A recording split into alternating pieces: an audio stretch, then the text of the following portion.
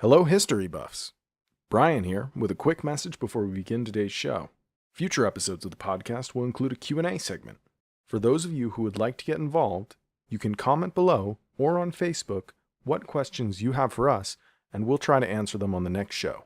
Although we love hearing your recommendations on what to review in the future, try to keep show questions related to topics that you think would make for good podcast discussion. Thanks for listening.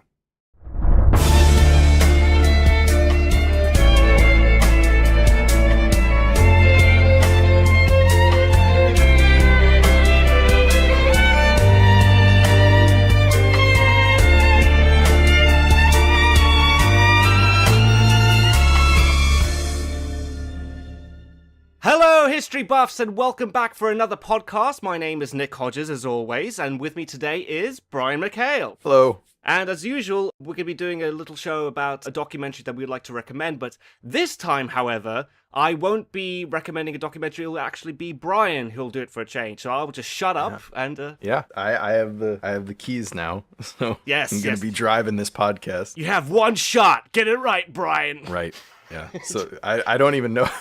You know what? I haven't read the comments on the last one, so I'm not sure how well liked I am. So let's see how this does. No, don't read the comments. I mean, there's nothing against you, but there's like one guy was giving me shit because I was talking about Chinese circumnavigating the globe, because I watched like a documentary called 1431 or 1421 when China discovered America or something like that. And people were like, no, that guy has been discredited by the historians. I'm like, okay, I just want to make everything clear that when we're doing these podcasts, we do like a little bit of research, but we haven't spent like ages. Like when I do my film reviews, I spend like 2 weeks just making absolutely sure that what I'm saying is correct for the most part. Right. Well, yeah, and for these, it's just you watch the documentary. Exactly, and we just give our impression of it. But I remember immediately after we were even done, once we were done with the last one, yeah, after we finished recording, I just remember you just sighing and going like, okay, next time I'm going to need notes. Like, you already knew you were going to get shit for it. I was like, oh no, I'm so screwed. But actually, this time I won't be screwed. It'll be you, Brian, because you will be in the spotlight and getting shit. Yeah. Well, that's why for this one, I wrote tons of notes. So as I was watching it, so hopefully, I guess I should introduce it then. Yeah. What's the name of the documentary? The name of the documentary is Stealing Lincoln's Body. It's actually a History Channel documentary. Ooh, okay. I know. From 2009, there was a book first, and then they made this documentary. And the thing about it is a story about Lincoln, and everybody knows about Lincoln. Everybody knows about how great Lincoln was and the assassination.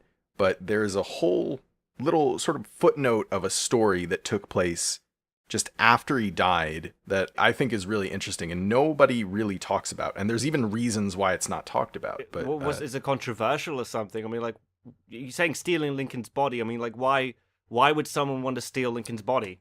Well, it's a whole story. I mean, so first off, though, at the beginning of the documentary, it just goes over Lincoln and his funeral. You know, people don't really even mention this so much either, but there was a whole huge thing. It's the first assassinated president. Huge. Nothing like that had happened.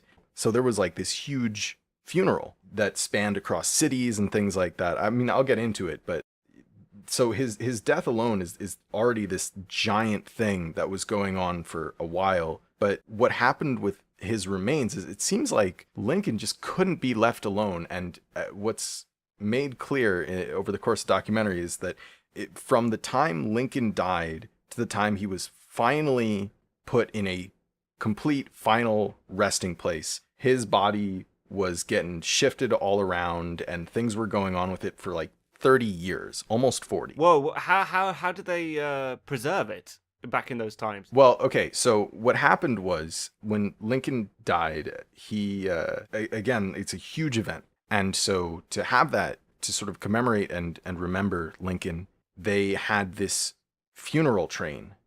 And the point was he's going from DC to his hometown in Springfield, Illinois. On that journey, they decide, well, we're going to have a huge remembrance of Lincoln, and they stop through 12 cities in this train, in this modified train car that has his body in there. It's like a tour of his body in this open casket. And it goes on for about 2 weeks. The problem with that is everybody wants to see Lincoln. It's open casket, except embalming was kind of new at the time, so it wasn't exactly there were issues with preserving Lincoln. So they embalmed him, is what you're saying? Like he wasn't rotting during this journey. Well, he was. This was the problem. Embalming actually had just come into America because of, in part, the Civil War. You had all these people who were fighting and all these soldiers that were dying, and then their families wanted their bodies. They didn't want them buried in this battlefield shallow grave. Lincoln even had one of his sons embalmed, but it was not exactly as advanced as we would have now. And so over this journey, the kind of like morbid tale of it is that they had to keep like reapplying like special makeup to him, and he was re-embalmed several times because his skin was turning colors, and it was just not great for open casket. Was he going like yellow or green or like what colors, man? He actually, by the end of it, they open his grave up for one last time years afterward, and definitely like far long after the train ride. And what happened is, so he ended up turning into like a bronze, like almost like a statue of himself. When he was shot, the bones in his skull were sort of shattered, and it damaged the tissue under his face. And because he died, they were bruises that just never healed. So his face just eventually turned into this kind of bronze brown color look. They didn't want anyone to even take pictures. There's only one surviving picture, which I'll probably put up on the episode. There's one surviving picture of dead Lincoln. And the reason is they forbid pictures. They actually destroyed most of the pictures that were taken. So there's only one left that we know of, because he was starting to look a bit like a mummy, and the eyes pitted and all this sort of. What happened to freedom of the press, though, Brian? I thought you Americans were like hardcore on that shit.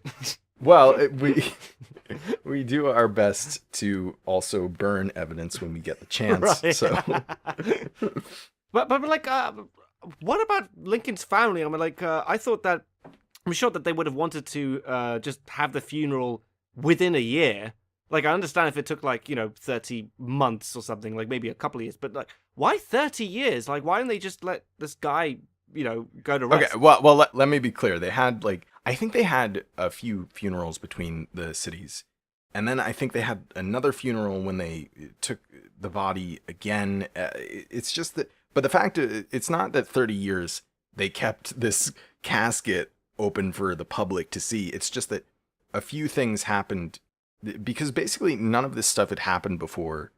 And what the meat of the documentary gets into is that a group of people did want to steal Lincoln's body, and they almost were able to do it, because the kind of security that you would assume just did not exist at the time, because nobody would even think of it. The idea of even grave robbing was not technically a crime, because it was just not a thing you would imagine anybody to do. Right. But so was this politically motivated? Like, were they Confederates, or were they just like people wanting to cash in on the popularity of his body? Well, so what it was is they were counterfeiters, and they were kind of gangsters, and they hatched this scheme. There's one of them whose name was called Big Jim Kennelly or something like that. He worked at this bar, and it was like a sleazy dive where all the gangsters would go and all that sort of thing. To give the background for it, what's explained in the documentary is they were counterfeiters, and that's how they were able to get their money. It was just counterfeiting money. And what happened was there was no government currency. The currency was made by the banks all around the country. So there were different kind of banknotes, like they were all over the place. They looked completely different. Any kind of number bill. You're saying like there were like Virginia notes, and then there was Kentucky notes or something like that? Yes. So, okay. Yeah, okay. Exactly. And so from there, during the Civil War, costly thing, and they decide, okay, we need to nail this down with government money. So to do that, what they did was they just replace the banks. They started putting out government money. But the problem is, of course, those banks, that paper money was starting to look more universal, which means that people weren't checking the money. They weren't seeing for counterfeits. And so that made things really, really easy for the counterfeiters. But because of that, and in anticipation of that, what was created was something called the Secret Service. Ah, okay. Which had nothing to do with protecting the president at all. It did not help Lincoln much, but they were all about, and this Secret Service is still doing this today, is to make sure that there are not counterfeiters. That was the whole point. It was about making sure there weren't counterfeiters. That was their job. Big Jim has a buddy called Ben Boyd. His father was an engraver, and so he became an engraver, but illegally. So he was like the top shit, enough that he was in the papers and wanted as this expert counterfeiter. So what happens is the Secret Service come in, they get Boyd, and now all the counterfeiters are fucked, and they have to figure out what to do. So this group of counterfeiters were dealing with the Secret Service and this thing that was brought up by Lincoln. So their big plan is, we are going to steal Lincoln's body, we're going to take it and bury it somewhere, and we are going to hold it for ransom. And our ransom is something like $200,000, which would be about $4.5 million today, and the full pardon of our buddy, Ben Boyd, so we can continue counterfeiting. Were they like a professional gang, or were they just like just a motley crew of some guys who just got lucky? It seems to turn out to be a bit of a motley crew. It certainly wasn't as tight-knit. It was a bit open because, so they're talking about, they are like just an open gang, and they're in this dive bar, and they talk aloud about these things. And the thing is, the Secret Service, the police, they knew about where these gangsters hung out and where these counterfeiters were. So among the two people, it's Big Jim and I guess his buddy, who is called Terrence Mullen, are talking about, okay, what do we do? We don't know anything about body snatching. We know counterfeiting. And so in comes this guy, Louis Swegels, who says, you know what? I am the best. I am the boss of body snatchers in all of Chicago. I'm the boss. Okay? That's what he says. That's what he tells them. No, but really? Okay, all right. And I mean, I believe that's how he said it. And of course, they just go, "Oh, you're great. Let's snatch a body." But these guys were total buffoons, and Louis Swegels was not a body snatcher. He was a Secret Service informant. So, well, I'm just thinking, like, you could not pull that off today. I mean, I think you just walk up to a bunch of gangsters and just try to pull it. They would, like, shoot you where you stood, you know? Right, yeah. So they just knew this is their place of business. And so when a guy comes up like, "Hey, look, right, I'm a body snatcher." I mean, he might have been involved in some crime to make him legit, but he was a paid informant. Oh, so see, he was an informant. He wasn't actually an agent. Then. No, he was a paid informant. Okay, that makes sense. That was the situation. So they decide, okay, what we're gonna do is we're just gonna go to the monument where Lincoln was buried, open the sarcophagus, take out the coffin, go 200 miles over to some sand dunes and bury him there. And the sand dunes, it's windy, it'll wash away any trace, so nobody could find him except for us. That's how we're gonna get our money. But these guys were just total idiots. And the meat of the documentary is them going on this whole thing to steal the body. And it is kind of shocking how there was no level of security, whatever. They meet the custodian when they get there. They expect nobody to be there. And the only smart part of what they did was they went on election night, which meant that nobody cared. And this is why this story isn't talked about, because the election went on and these guys were caught in the same day. But the election was going on and there was a scandal with that. There were recounts at the time. So nobody cared. This story is just kind of like this buried pocket that it would have been huge news. Like, someone tries to steal the president's body, but everyone was going on about the election. So the story was completely buried or not reported at all. Wow. Okay. So, what kind of impact did this have on America afterwards? Like, did the Secret Service start making it their business to protect presidents after it because of this, or? This actually kind of has a little bit to do with that. I mean, there was another assassination. There are some people who don't know how many U.S. presidents have been assassinated. They know Abraham Lincoln and they know JFK. There were two others. There was Garfield and McKinley. And so that kind of led into it more. But what was interesting is the Secret Service was just dedicated as getting counterfeiters. That was their purpose. And then they find out about this whole body snatching thing, and they found it so horrible, such a disgusting thing for anybody to do, to take the president's body, and they pleaded to just get this involved, because when it was first mentioned to them, when they first found out about it, they weren't even going to be in it. There wasn't really a federal level. There was no FBI. Even when they went on to arrest them, to go on and try and beat them to the punch and arrest them and catch them in the act, they had like a Pinkerton in with them. So there wasn't a big thing. There wasn't an organized force back then. They were thinking, oh, we'll just get the police. Just the police. That's who will stop these guys from stealing the president's body. So this documentary, like, what about it, like, drew you to it? Like, does it have like dramatic reconstructions, or like, do they use pictures? Like, how is it done? In the documentary, they have some kind of, your usual recreated scenes, nothing too major. They actually got a team of people, though, and I think it won an award for this. They took pictures, actual historical photographs of Lincoln, and they made 3D renders of them, and they sort of animated it based on record of how Lincoln would walk. The documentary begins with Lincoln walking down a staircase. They're trying to bring him back to life in some of these photographs. But so that's interesting. But also the fact that nobody talks about this. On the last episode we did, I said I'd have to find the name of this one to make sure. And this is the only documentary that I'm aware of that even talks about this event. And it's a really, really interesting event that nobody knows about for some reason.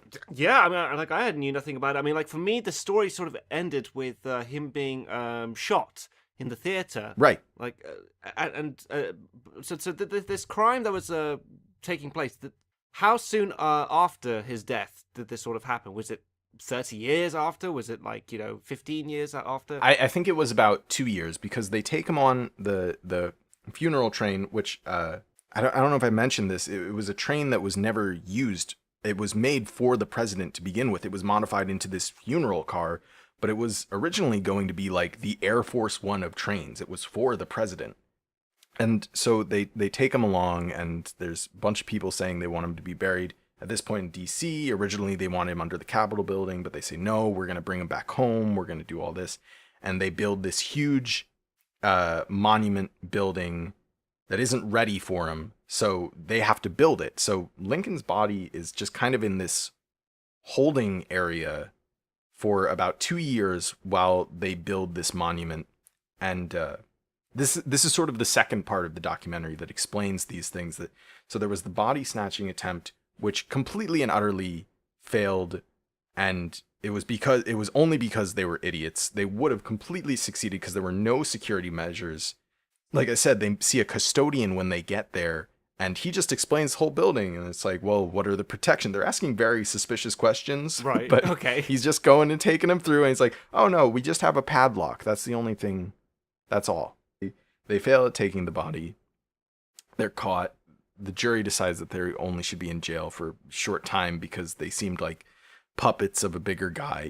Big Jim, the guy who planned this whole scheme, wasn't there to snatch the body. He sent basically his goons to do it. Yeah. And then they're the ones who got sent to jail for it. But so the second half of the documentary is very focused on, well, what are we going to do now? We don't have the security measures in place. At the time when they almost got away with the body, then what you were left with was they hacked off part of the sarcophagus to try and lift the coffin out. And now you had a coffin hanging halfway out of a sarcophagus. And this guy, the custodian, the caretaker, his name was, I believe, John Powers. He saw this and he's like, I have to do something with it. Tourists are going to be coming. I have to deal with this. And then Lincoln's body is moved in this monument down into a shallow grave in the basement. And they throw a bunch of wood and lumber all over him, so it just looks like a junk pile. And then that's where Lincoln was for maybe 10 years or something like that. It was ridiculous. Do you mean that he was in the warehouse where the Ark of the Covenant was kept, basically? He was in his monument, but people visited and they saw a sarcophagus. And they said, well, Lincoln is in there. That's what the tourists thought. But really, he was in the fucking basement covered in dirt and bricks to make it look like it was just a pile of junk. And that was their best security measure to make sure that nobody would try and touch his body again. That's like almost offensive, that. Like, I hope that they didn't tell his surviving family. They're like, oh yeah, he's just with the junk. Very offensive. Very completely offensive. His wife, Mary, had no idea about any of this. She died, and then, of course, they go, well, what do we do? And they found... Please don't say that they just chucked her in here, there with him. They buried them together in the basement. Oh my god, that is so awful. Okay, but this was the best they could do at the time. The best that the United States of America could do is just chuck a dead Prezi like in the well, in the okay, not even. The weird part about it is you don't even know exactly what level people are involved. I mean, you say his family. The only surviving son was actually really touched by this gesture because these are John Power, this guy who is just going to protect Lincoln's body, make sure it's safe. He created with his friends, basically, and other people who might have worked at the monument, this society, sort of like the protection of Lincoln, something along those lines. And they were the people who put him in this basement area. Lincoln's son was actually really touched that these strangers were actually going through all this effort to protect him. But of course, you can't just leave Lincoln in a basement, and especially not in this crumbling monument that was built on top of clay and was falling apart. So they end up moving his body again. And of course, now at this point, the body snatching is sort of a legend. And it's this kind of idea that some people talk about, and they're like, well, maybe they did get away with it. Maybe they replaced the body. So every once in a while, these people would keep opening Lincoln's fucking coffin, and they would look in to make sure he was still there. It's just like, no, that's him. I promise you, that's him. Ridiculous. And it would smell awful, and they just sort of would be like, oh, yep, that's Lincoln. And then they'd move him to different points in the basement until they had to move him all the way out in secret, this sort of secret society, move him out of the monument until it was dismantled and then rebuilt, presumably somewhere else or made out of different material because it was sort of falling apart. Finally, again, they were so paranoid about Lincoln and his body being stolen that his final resting place is now underneath, I guess, this sort of monument under the floor, buried and sealed in concrete. Is it the one in Washington? Is it at the Lincoln Memorial? No. This is in Springfield, Illinois. It's his hometown. Oh, okay, all right. Is it still there? Yeah, it's still there. If you go there, it's this big monument, and it's very nice. But Lincoln's body is just below the ground, and what they came up with was, we'll just seal it with concrete and be done with this forever. And that's what they did. Wow, that's a lot of effort for a dead president. A bit like, do they change like how they deal with future dead presidents or something like that? Like, because it just sounds like they had no idea whatsoever with what they were doing, and they were sort of like just improvising on the go. Right. Well, so in the span of this 36 years that this is going on, it went from absolutely no security, like a padlock, to around the night, like all security all the time. And they were like, okay, we need to protect this.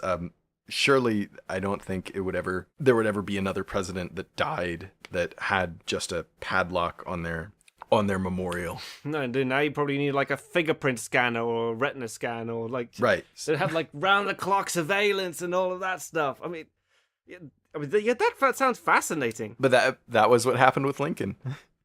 Yeah. Shit, I had no idea. Right. Yeah. And this should honestly be made into a movie because there is a heist that is sort of ingenious with a bunch of bumbling idiots, and still the Secret Services only manages, with an informant, they could have maybe gotten away with it. And all these people who just would have never thought that you would steal a body, the whole, even just the train, people don't even talk about, people think it does end with him getting shot and they just imagine he was buried. No, there was a whole train car that drove him around, these open casket, and they had to keep re-embalming him, and he was looking worse and kind of decaying, and there were like people standing by the train, soldiers, and they would just get the smell of him, and you didn't want people coming too close to the open casket. You didn't want people taking pictures because he was starting to look a bit gross. But supposedly embalming him over and over again did get a pretty preserved Lincoln, because they were still checking that coffin 36 years later, and it was Lincoln. He looked a little bronzy, but it was the guy. You know what? I don't think that's the end of Lincoln. I really see, like, in 300, 500 years from now, they're gonna, like, unbury him and, like, put him in a museum somewhere and, like, just stick him up like a mummy or something. I mean, like, that is nuts, dude. It's pretty ridiculous. The fact that just a body could have this entire unrelated journey that lasts, like, 3 decades. Completely insane. Almost 4. Wow. Okay. Well, I think that kind of concludes this week's podcast. Okay. Do you have like an idea for the next documentary? Ooh. Well, is that going to be your pick this time? I need to think about what I'm going to check out. That's true. Yeah. I think the next thing I'll probably check out is now a little bit away from American history. I'd like to get in some more worldly things. Oh, as do I. Okay, I'll make sure that I'll pick something that you guys will all like. Thank you so much for listening to the podcast. Keep an eye out for the next review. It's going to be 1492, A Conquest of Paradise, a movie by Christopher Columbus, and that should hopefully be out by next week or so. All right, thanks very much, everybody.